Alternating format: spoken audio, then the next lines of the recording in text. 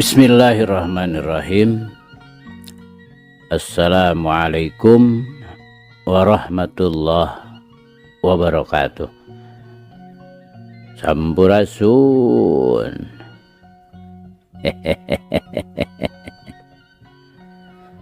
Damang kanca. Tepang deui kanca sareng Abah Awi. Rauh Kang Kepin. Mangga urang keureuy, urang padar, urang lajengkeun deui. Muga wae ieu carita janten bahan kanggo urang nggoni ngeusian kahirupan dunya anu saena atuh urang anggo ku urang anu awona urang tebihan. Sok kanca madep kum ka kanca Abah wargi-wargi Abah sakuliah dunya. Nyanggakeun Gumilar yasana Bapak S. Sukandar.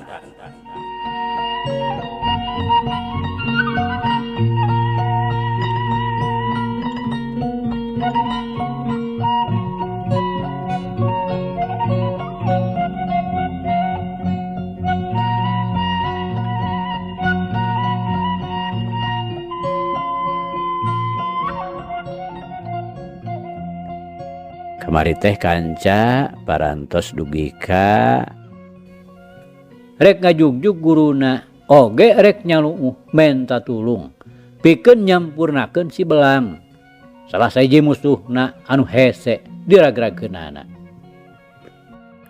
Dugi kadinya nya kanca, mangga urang lajengkeun.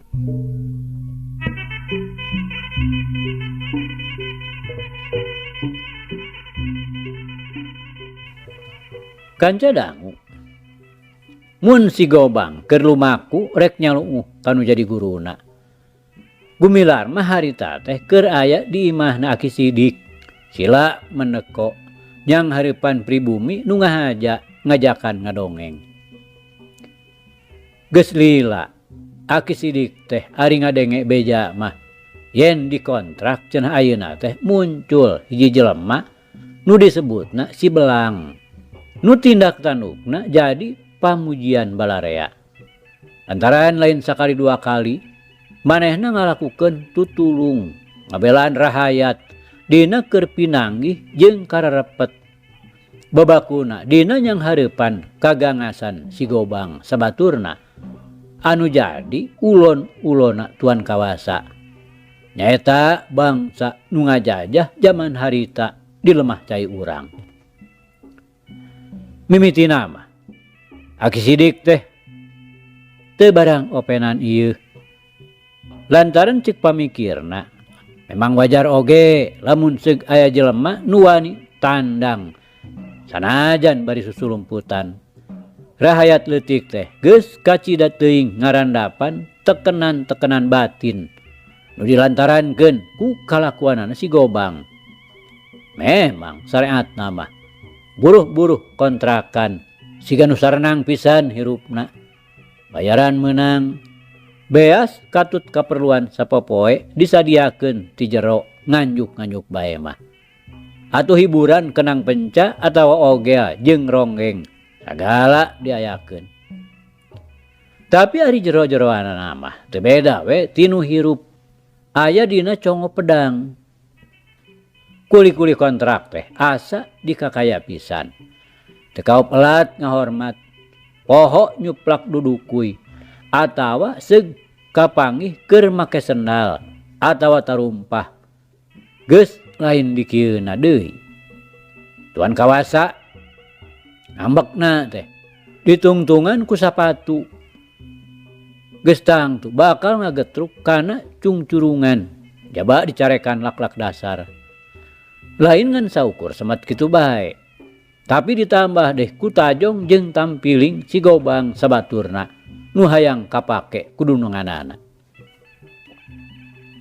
Perkara nu kieu masih keneh bisa ditahan.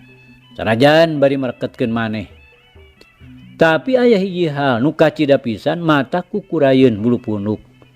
Mata gegebegan saneng-eneng. Nyaeta lamun nu jadi pamajikanana atawa nu jadi awewe bohrana boh parawan dipikahayang kunu kawasa didinya. Geus matak susah, matak cilaka mun teu kasangakeun. Ayeuna sanggeus Aki Sidik ngadenge di beja, yen si belang teh dibaturan ku hiji monyet anu kacida iceusna. Hatena jadi katarik oge.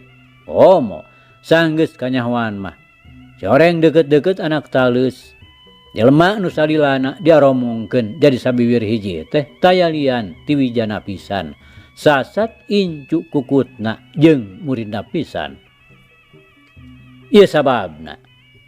Numatak ayeuna gumilar kumanehna ngahaja dibawa ngadongeng.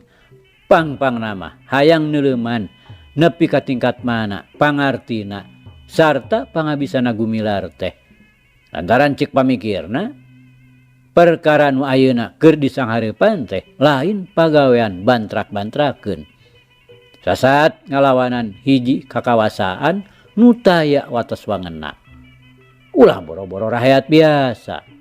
Sanajan pihak pamarentah oge geus teu bisa ngaharu-biru kana kakawasaan jeung tindakanana kawasa kontrak nu teu beda we ti hiji raja nu sawenang-wenang.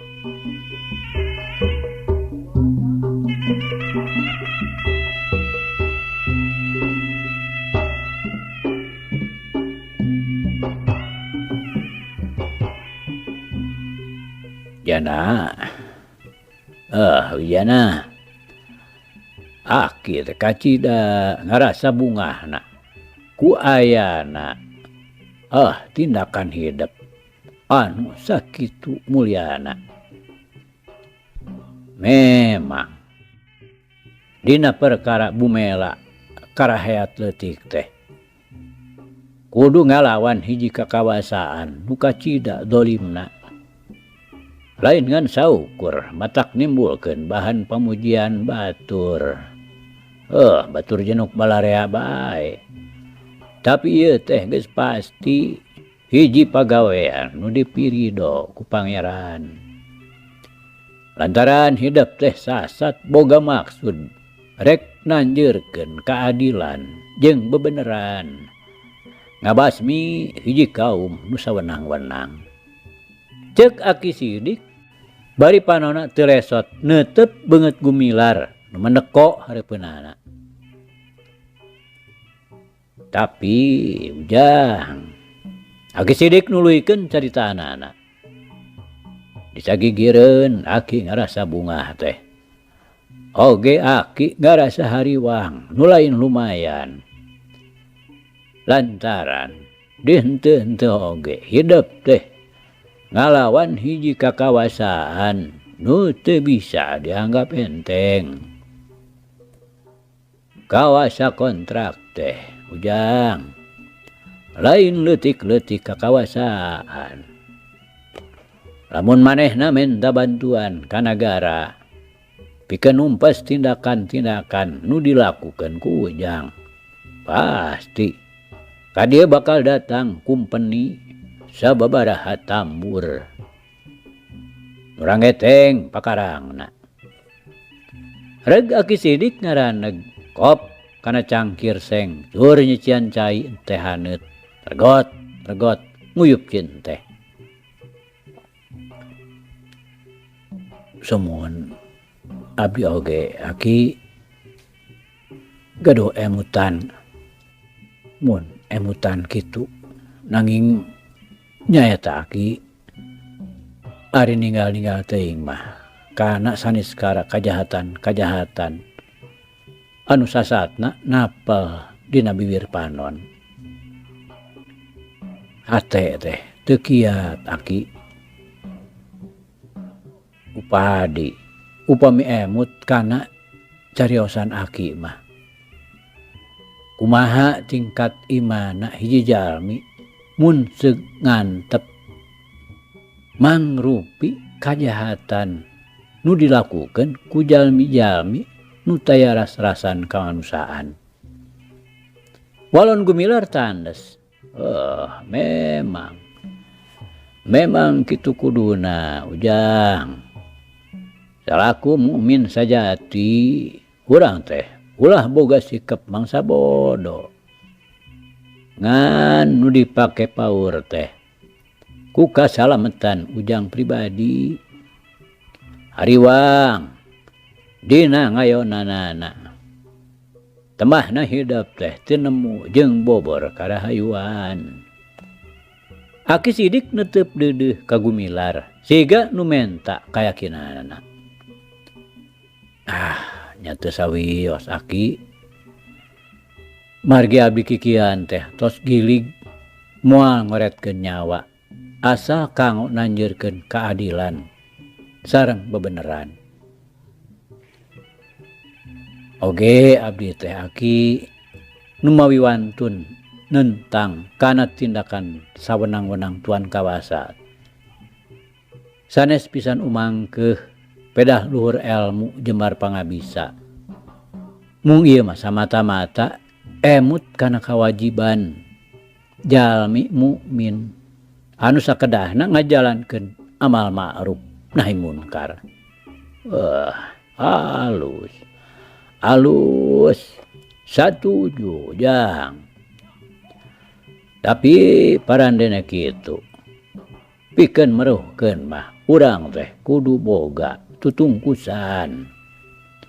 Komo deui ieu mah apan maksud teh pikeun nanjeurkeun keadilan jeung bebeneran. Sedang ari keadilan teh gampang diomongkeunana. Tapi hese dipokpek prakeunana. Adil cek nu kawasa jeung nu meunang. Tapi teu adil cek nu dikawasa jeung nu eleh. Anu batak dina anggoning hidup nanjeurkeun keadilan teh kudu karasa adil cek nu meunang jeung cek nu eleh. Sarta anu dipirido ku pangeran numur beng alam. Kitu deui dina bebeneran. Da bener cek manusia mah palsu. Lantaran nu disebut bener ku urang teh can puguh diheueuhkeun ku batur. Nya kitu deui. Nu disebut bener ku batur teh can puguh dinyakeun ku urang. Kulantaran kitu nanjeurkeun bebeneran teh kudu anu dipirido ku pangeran. Mun kitu sipating manusia moal aya nu ngabantah. Reg Aki Sidik eureun nyaritana panonna neuteup ka Gumilar. Saterusna ujang. Oge dina lahirna teh kudu boga pangabisa pikeun ngabela diri. Udah santeun atuh nyang hareupan kazoliman teh henteu bisa ku tindakan lemah lembut. Sakapeung mah pan kudu naruhkeun nyawa. Komo nu disanghareupan ku ujang. Apan teu saeutik usung esangna tuan kawasa nu moal narima kitu bae. Aki Sidik satengah ngahatean bari ngolongan pangabisa Gumilar. Kartos pisan sadayana kasauran Aki. Oge dina leresan eta mah sakedik-kedikeun nya tiasa oge. Mung sakadarna Aki ulah tambah teuing teu aya kabisa kanggo ngabela diri. Gumilar ngajawab lirih. Percaya. Aki Sidik unggut-unggutan. Moal pati-pati ludeung lamun teu boga pangabisa. Saha teh guru hidup teh. Sugan be Aki wawuh. Wow, piraku aki sidik nu salilana katembongna tengan melekun we mucal tasbih make wawuh jeung jelema-jelema tukang menca. Garentes hatena gumilar. Teu gaduh guru aki abdi mah. Kitu be tambi lumayan diajar ku sepuh, ku pun bapak sareng pun aki. Nya. Saha teh atuh tuang ramah teh ujang. Aki sidik talete kawas nu panasaran.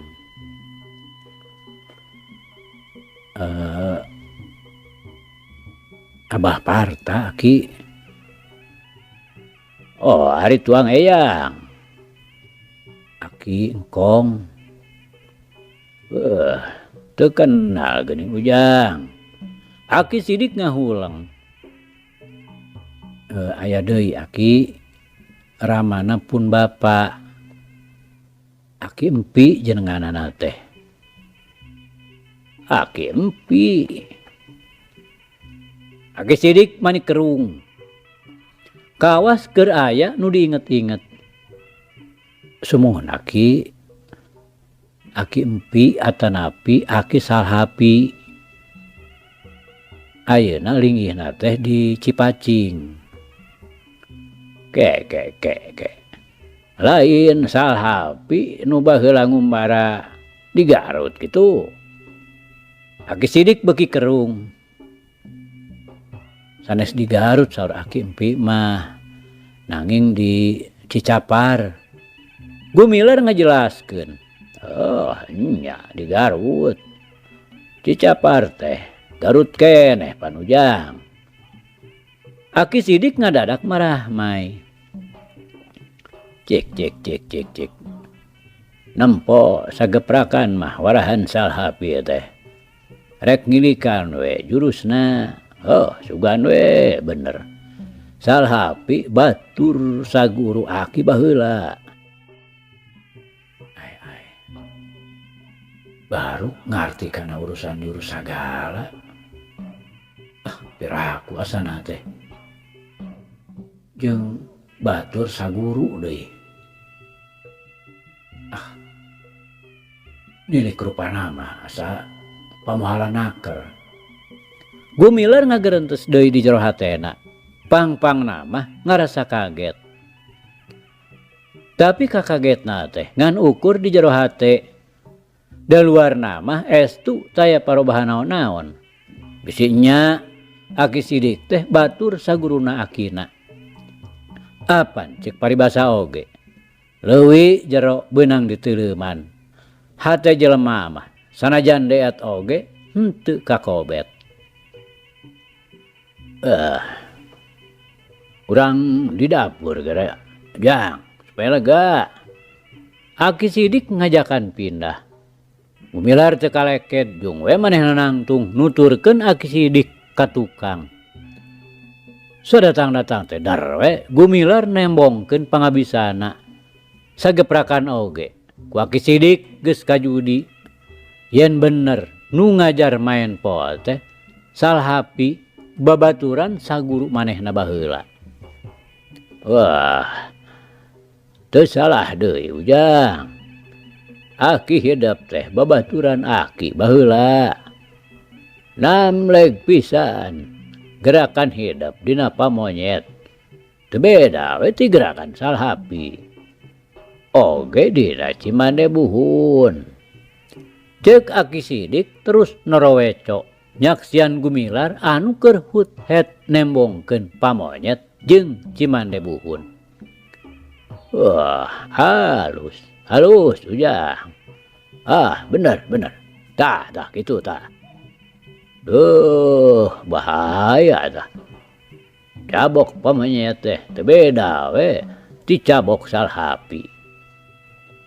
Gumilar parat pamonyet terus Cimandebuhun. Tah. Eta beset. Salhapi dina Cimandebuhun mah nu batak mateni. Aki di baheula. Waktu dititah nyoba ku guru. Hampir-hampiran binasa tah ku beset eta teh. Memang bener gitu. Pinuh ku tipu. Aki sidik ngarenghap narik napas. Tah. Ngan eta kelek tah muka teuing. Oge eta indung suku loba teuing ka jero. Moal ari mangaruhan mah ngan teu hade we. Bisi jadi kebiasaan anu hese dirobahna.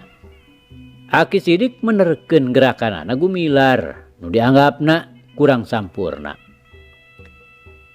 Tamat jurus Cimande Buhun, Gumilar der deui hut het teu wudu. Aki sidik ayeuna mah rada bengong. Lantaran beda pisan jeung gerakanana anu tadi. Dah halus. Oh, bener gitu. Ke lan. Ari eta gerakan naon cenah. Aki sidik kaget. Barang mireung pasangan jurus nu diteruskeun ku hiji tajong anu memang manehna teu wawuh. Ieu teh jurus Tanjung Pura sareng Tajong Sapu Jagat Aki. Ieu mah pamasihan teh Aki engkong. Walon Gumilar reg eureun sarengeh seuri ngahaja dikombinasikeun. Nyoba Aki sidik sanyana mah. Nah bener nyaho atawa henteu. Wah, pantes atuh teu wawuh. Da lain bogana salhapi. Tapi hade oge. Jawara merenya Aki engkong teh. Aki sidik tungtungna nanyakeun Mang Dekong. Duka tuh Aki. Margi lalamina manda abdi teh ngiring sareng Aki empi di Cipacing. Mung nuju leutik sok ngiring ka Aki engkong teh. Oh nya. Hade oge Tajong Sapu Jagat ujang. Tapi ulah dipake terus-terusan. Hari teu kasedek teuing mah. Lantaran bisa mateni musuh. Oh saperti cabok pamonyet oge ulah dipake. Lantaran eta pasti ngahakan mata. Musuh teh bisa lolong ku cabok eta. Kitu deui, sateunggelan jeung beset Cimande Buhun. Eta oge ulah gampang-gampang digunakeun. Lantaran diciptakeunana teh ku salhapi. Nya disebutna teh teunggelan samber nyawa. Malah ku salhapi mah digunakeunana teh dikombinasikeun jeung cabok pamonyet teh. Sarua jahatna jeung Tajong Sapu Jagat. Gumilar teu nyarita naon-naon, hatena nganyakeun kana pamanggih Aki sidik. Sedeng kamari ieu hapanan manehna teh api-api teh kabisa. Anu matak ku Aki sidik dibere ulin madi jeung kari. Ngan tacan tamat karek sababaraha jurus we. Nah, atuh kamari ieu ujang teh nyarita teh bisa naon-naon. Boro Aki teh mere ulin teh anu cetek pisan. Ceuk Aki sidik bari nyarengeh seuri. Duh, Aki hapunten bae. Sanes maksad abdi bade ngabobodo ka Aki. Mung tina bakating ku isin. Gumilar sanduk-sanduk bisi Aki sidik kumaonam. Teu naon ujang. Malah Aki teh ayeuna mah geus percaya. Urang tuluikeun deui we ulin madi jeung kari teh nya nepi ka beakna. Dina madi mah ulin kembang. Tapi lolobana mah teunggelan-teunggelan nu cepet jeung kacida tarikna. Ari dina kari gerak leungeun kacida cepetna. Memang Ilmu main po teh lir ibarat lautan nu taya tungtungna. Nu matak teu meunang ria, ujub takabur. Saluhureun urang teh masih keneh loba. Dekul deui, Aki Sidik ngulinkeun jurus madi sarta sanggeusna tamat darar we dituluykeun kana kari. Sarta saterusna diturutan ku Gumilar nepi ka tamatna. Aki teh baheula ngaguru main po teh tiluan. Nyaeta Salhapi ahlina dina pamonyet. Aya deui Ki Darga. Eta mah dina Cimande Buhun. Oh, saperti nu ditembongkeun ku hideep tadi, tah eta aya cirina. Nyaeta Turih Wajid jeung Angka 8. Ari pangabisa Aki mah nu bieu. Ngan duka teuing saha Ki Darga teh? Aya keneh atawa geus eueuh? Tapi ulin Cimande tadi nu ku hideep eta teh kawasna wedalan Ki Darga. Nya panginten Aki da Abah Parta teh saurna mah kenging ti Aki Darga. Ceuk Gumilar bari diuk gigireun Aki Sidik. Oh. Da nya atuh ari kitu mah. Nya regreg oge ayeuna mah Aki teh.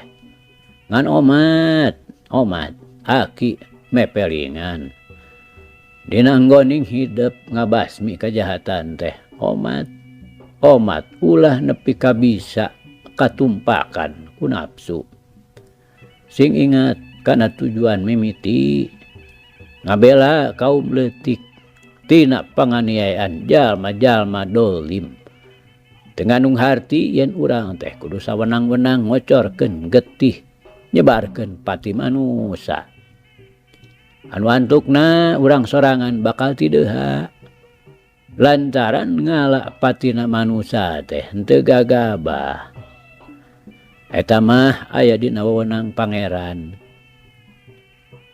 Paribasa pati huripna manusa eta teh kagungan Gusti Allah, Zat nu Maha Kawasa.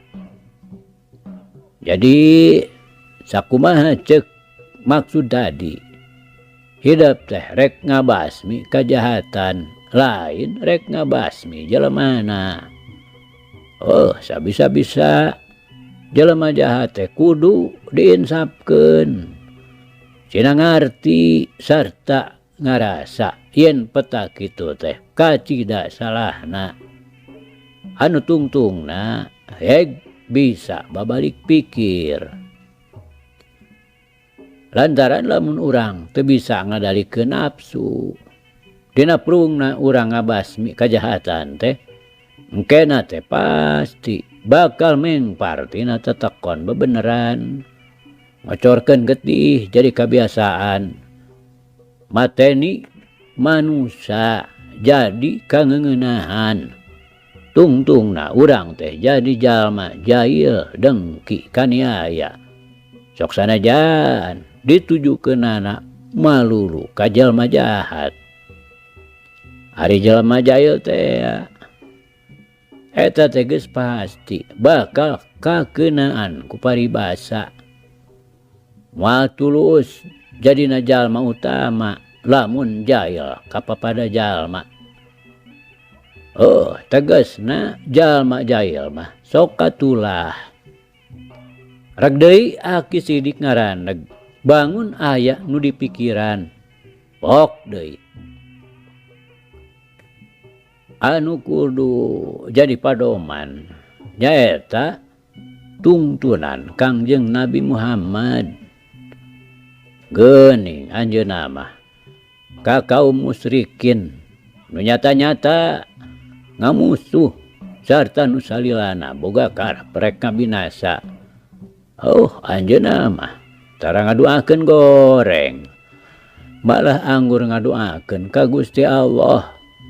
Mugi-mugi jalma-jalma nu kitu teh supaya dibukakeun hatena dibalikeun pikirna supaya jadi jalma anu soleh sarta taat ka pangeran.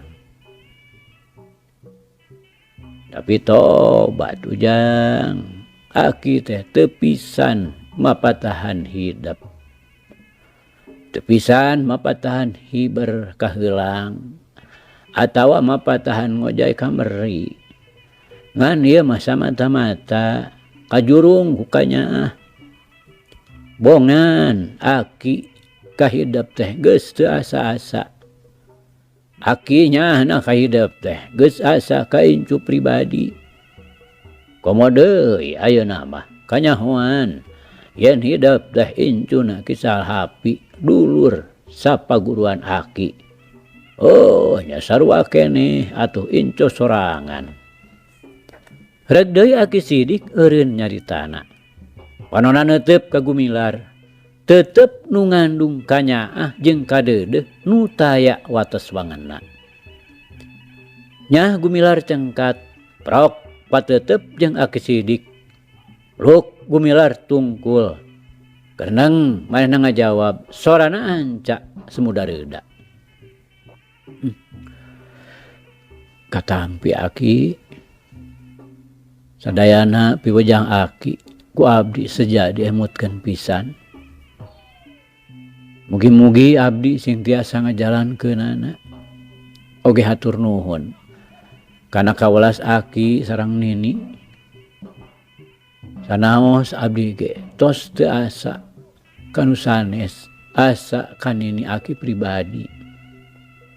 Oh syukur ujang kasep eta pisan nu dipiharep ku aki jeung nini teh.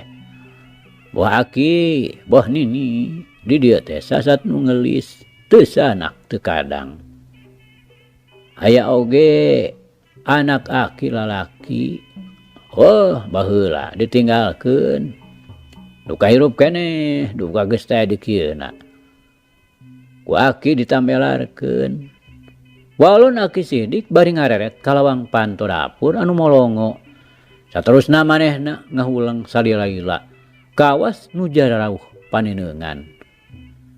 Riuk beungeutna netelakeun yen manehna ngandung rusiah nu salilana disumput salindungkeun. Rusiah naon? Saurang oge moal aya nu bisa neguh iwal ti dirina sorangan anu nyaho.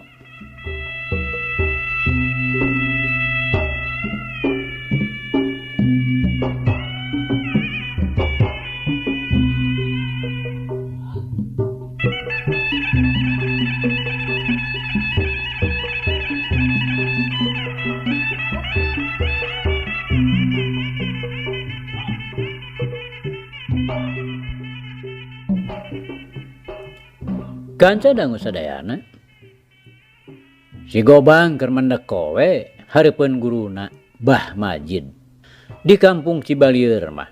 Manehna minangka saehuna jawara luar jerona. Jasmanina padet ku ilmu-ilmu lahir nu hese pitandingeunana.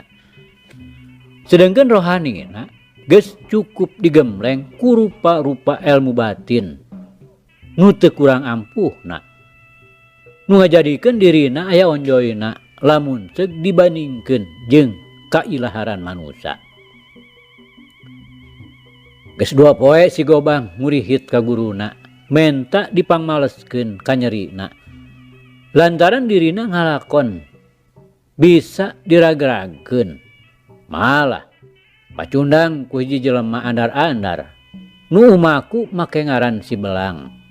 Anu baju jeung tergosna tina kulit maung sancang. Pak Majid teu buru-buru nyanggupan. Lantaran kumanehna geus kajudi yen si Gobang teh aya di pihak anu salah. Ngabelaan tuan kawasa kontrak anu geus katotol kagangasan jeung kadolimanana. Sing saha jelema oge geus pada nyaho yen kalakuanana teh sawenang-wenang. Salilana ngan ngabrung nafsu ngumbar amarah sarakah. Sajabana ti meres tanaga nu leutik oge ngakaya nu sangsara. Lampahna teu beda we ti satu hewan. Lain saurang dua urang awewe nu jadi korban. Oge geus lain Rusia deui. Aya sababaraha puluh urang nu kalengitan tempat padumukanana lantaran tanah dijieuna kebon karet. Bener ari dibeli teh mah, tapi dipaksa. Lamun keukeuh ngoretkeun geus tangtu nyawa imbalanana. Geus aya puluhna nu ngalakon nang karak baeud, nyangirah ngaler ngan sakadar ngukuhan hak milikna anu teu dibikeun dibeli keur dijadikeun tanah kontrakan. Ku kitu teh mah. Sabageurna ge bangsa nu ngajajah teu beda we ti maung jeung domba. Mun teh mah bageur dumeh di kandangan. Tapi upama seug sarua dikencarkeun geus moal boa domba teh jadi kahakanan maung. Tapi si Gobang teu pegat harepan. Manehna satekah polah ngagunakeun 1001 macam cara supaya pamajid bisa ditarik ka pihakna. Di antarana manehna nyebutkeun, yen kumatak nyeri hatena teh eta si belang kunitah guguru deui kanu sejen. Jeung majarkeun teh cenah pangabisa sakitu mah teu pantes menang guguru, tapi menang mulungan ti jarian. Guguru deui cenah kanu bener. Ulah guguru ka guru mikung kitu. Elmu nu kitu mah mulungan we tina carang karuntah pabalatak. Kanca dangu diangsonan kitu mah teu burung pamajid teh ngarasa kasigeung oge hatena. Ngaran-ngaran manusia nu sok sanajan geus cukup elmu luar jerona ge, tapi da puguh masih keneh jauh tingkat jiwana lamun dibandingkeun jeung jiwa para wali. Nya teu burung we beureum beungeutna, asak ngembang wera, boga rasa dihina dicacampah ku jelema saliwat.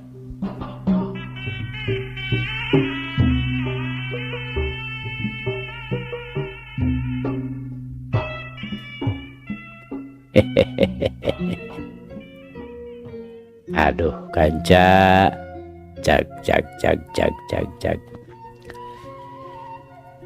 Ieu carita urang pungkas heula kanca nya. Insyaallah enjing jaga ninggeto. Ieu hanca urang lajengkeun deui. Muga urang aya dina kasehatan bari aya dina widi Gusti masih kena dipaparinan yuswa. Atur nuhun kanca, atur nuhun. Ieu carita urang tunda di Hanjuang siang, teudeun di handeuleum sieum. Paragi nyokot ninggalkeun mangsa datang sampeur deui. Hatur nuhun, hapunten. Wabillahi taufik wal hidayah.